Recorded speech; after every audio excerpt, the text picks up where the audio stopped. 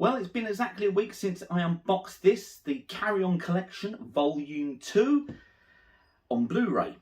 And if you remember, or if you've watched the unboxing video, we done a very quick, snazzy look at it. But I thought it's now time to review the product itself. I've had a chance to watch the films, I've watched them, I've seen them, and now I can really tell you whether these box sets are really worth the money or whether you should wait a bit.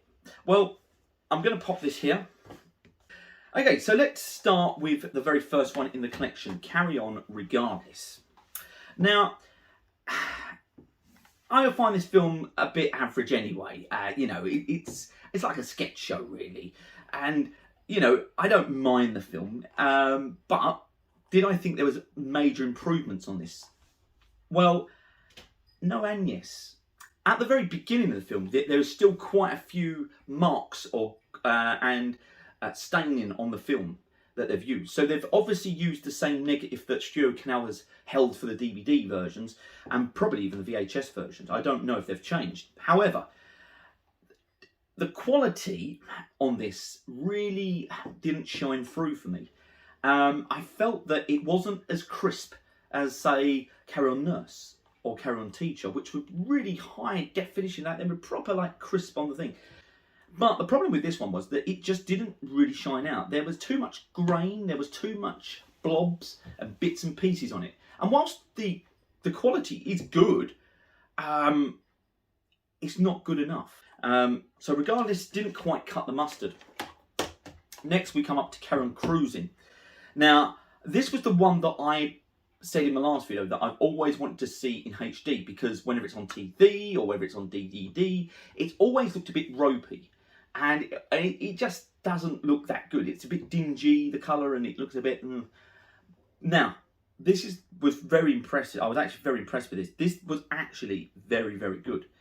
Yet again, there's a lot of grain, but it actually does look good in HD. There are subtle differences and things that I didn't notice previously on, like, maybe the DVD version. Things in the background and little things that you pick up on.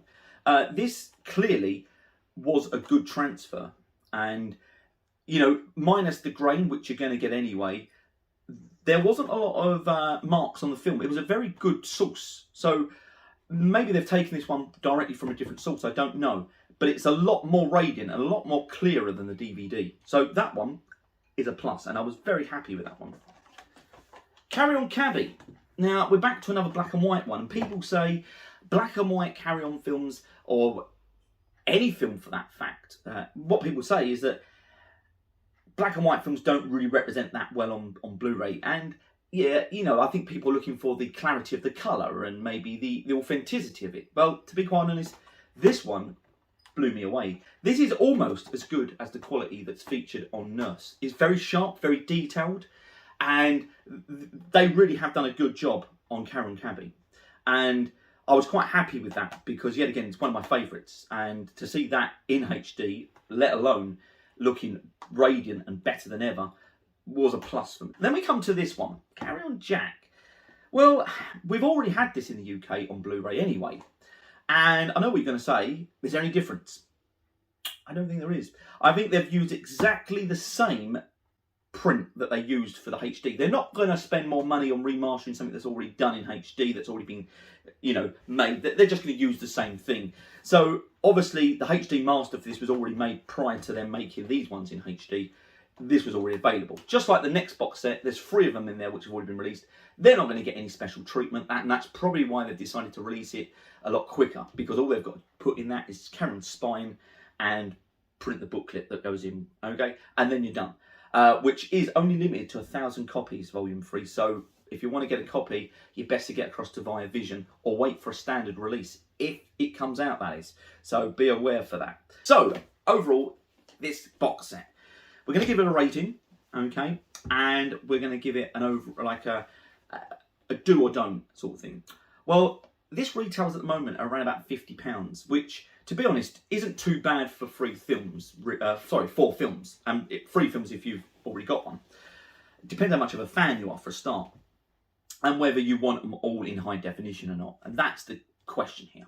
Is this box set as good as the first? Is it worth it? Well, I don't think this box set is as good as the first. The quality on this one, I don't think, isn't as good as the first one. I feel it lacks some points where maybe it's a little bit in places, especially with Regardless and Jack not being represented any better than it already is. So let's take Jack out of the equation. Would I be happy if I just got the other 3 films? Probably not. I'd be feeling a bit disappointed. So it's good to have Jack in it because there's a lot of detail and there's a lot of colour. But overall, my score on this box set, this one I feel like has just slightly sunk a little bit for me. And I feel like this is more like a 6.5. It just lacks just a little bit that I expect to see from Vivision. Thanks for joining me on this very special video to review this box set. We now look forward to November for the release of Volume 3. Thanks for watching, and we'll see you again soon. Please comment, like, share, distribute, whatever you want to do with this video. And also, look at my channel, because we now have some new Carry On videos from the world of Carry On, the documentary series that has been going on for a couple of years now. But please, have a look at those. There's some new episodes for you to view of those as well. Until next time, carry on.